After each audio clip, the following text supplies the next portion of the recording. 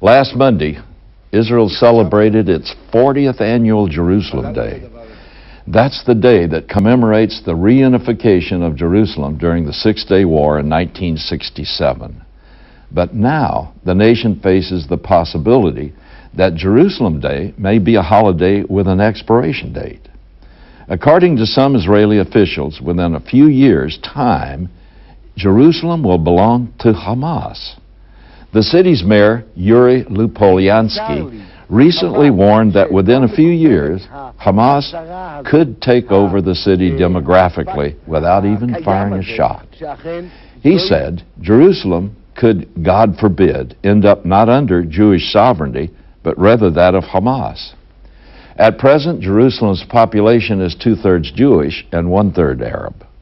But the Jerusalem Institute for Israel Studies said that in 2006, the growth rate of the city's Arab population was 2.7%, more than twice that of the Jerusalem Jews. It predicts that by 2035, there could be more Arabs than Jews.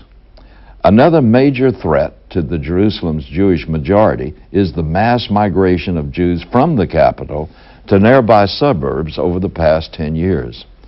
Most cite better job opportunities and more affordable housing as the reason for leaving the city. Jerusalem Day launched a week of celebration commemorating the 40 years that Jerusalem has been a reunified city. But many governments, including the European Union and nations and the United States, responded to their official invitations from Israel as if Jerusalem were already an Arab city. On Sunday, as the government geared up for the celebrations, the European Union announced that its representatives would not attend the ceremony at the Knesset.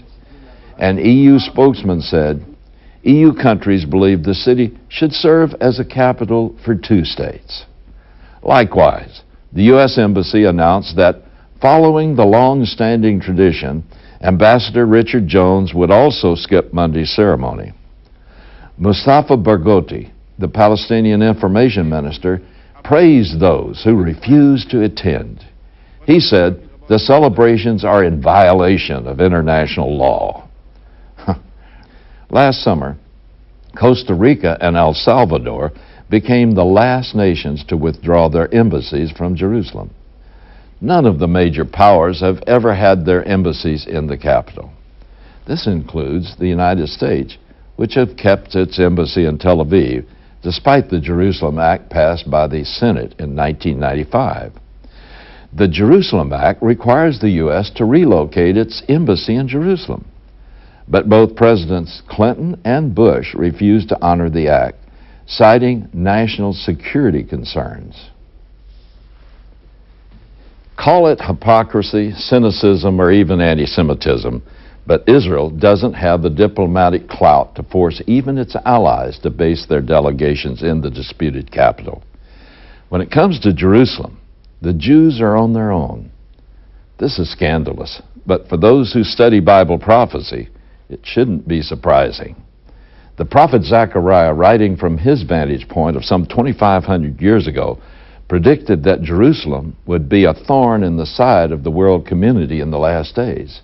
As a matter of fact, it clearly says and predicts that Israel will be in such a dispute with its Arab neighbors over the city of Jerusalem that will draw all the nations of the world into the conflict and touch off the last war of the world, Armageddon.